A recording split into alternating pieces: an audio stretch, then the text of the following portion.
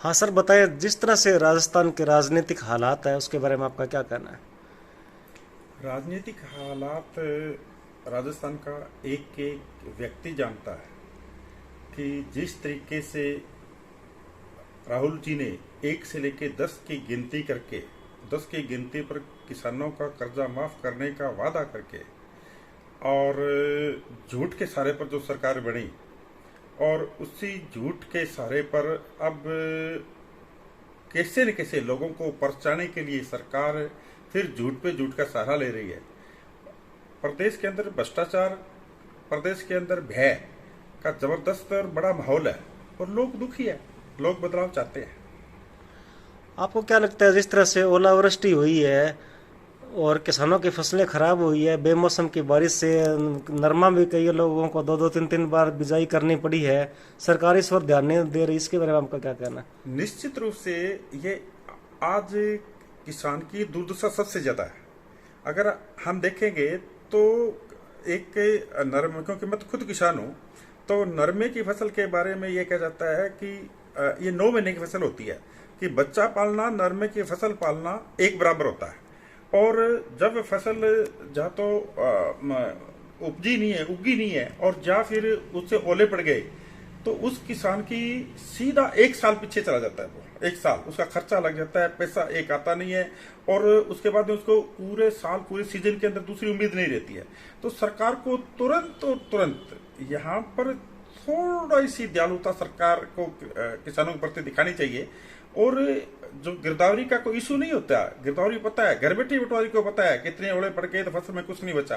और मुझे नहीं लगता कि 3 दिन से ज्यादा का काम पटवारी का खेत में जाकर गिरदावरी करने का इससे ज्यादा होता है, इससे ज्यादा काम ही नहीं है। और ऑनलाइन सिस्टम है, सरकार को 3 दिनों के अंदर पता लग जाता है कि हमें कितना जो है कंपनसेट किसानों को करना चाहिए। और किसानों को कंपनसेट कभी भी ये नहीं करना चाहिए कि इसका सीड कितना लग गया, इसका वो कितना लग गया। जैसे ठेके पर किसान अपने जमींदार को सबसे पहले ठेका दे देता है, या वो ओनर ही है खुद की जमीन में कर रहा है तो 8 महीने वो खाली रहेगा।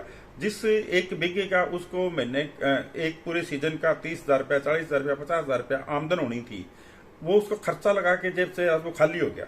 तो इसमें बड़ी मदद की जरूरत है। अब मुख्यमंत्री का झगड़ा दोनों पार्टियों में है। इधर तो कांग्रेस में तो दो दो मुख्यमंत्री पहले ही कह रहे हैं लोग भी, 2 मुख्यमंत्री है, और आपकी पार्टी में भी मुख्यमंत्री का झगड़ा है। तो कहीं ना कहीं आपको नहीं लगता कि ये झगड़ा चुनाव में परेशान करेगा।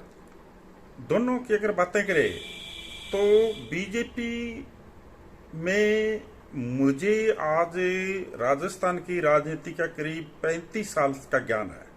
राजस्थान में बीजेपी का कभी मुख्यमंत्री का झगड़ा हुआ ही नहीं, कभी रहा ही नहीं। भी पहले भैरव सिंह जी था, दूसरा नाम नहीं था, वसुंधरा जी थे, दूसरा नाम नहीं था।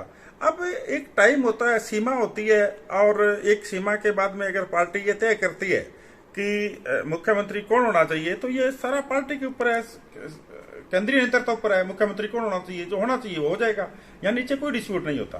कांग्रेस की बात करें तो वहां तो जग जाहिर है, वहां तो और कुछ लेना देना ही नहीं है कि बस हमें मुख्यमंत्री वो करे मैं रहूंगा और वो करे मैं नहीं मैं रहूंगा। वो तो कुर्सी के लिए एक छीना झपटी बच्चे नहीं करते, वो सब बुरा खेल कांग्रेस के दोनों वाला कमान कर रहे हैं। विधानसभा चुनाव नजदीक है। हनुमानगढ़ विधानसभा से प्रमुख दावेदारों में एक आप भी एक दावेदार हैं भाजपा से, तो आपके दावेदारी के बारे में आपको क्या कहना है। नहीं, मेरी दावेदारी में मेरा नहीं, मेरा तो एक बिल्कुल देखो, एक मैं हमेशा कहता हूं कि गुड़ कुलड़िए में नहीं फोड़ना चाहिए, सीधा सीधा रहना चाहिए। मेरा सीधा सा यह है कि पूरे बीकानेर संभाग में पिछड़ा वर्ग में सबसे ज्यादा जाट वोट है और पूरे बीकानेर संभाग में चूरू में सबसे ज्यादा जाट वोट है।